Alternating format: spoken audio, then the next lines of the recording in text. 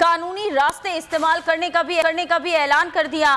Fawad Chaudhary election commission पर बरस पड़े। ट्विटर पर तंज करते हुए लिखा, इलेक्शन कमीशन ने कभी मायूस नहीं किया। मोहसिन नकवी जैसे मुतनाज़िर शख्स को वज़ीर आला मुकर्रर करने के फैसले को मुस्तरद करते हैं। इस निज़ाम के खिलाफ सड़कों पर जदोजहद के अलावा कोई रास्ता नहीं।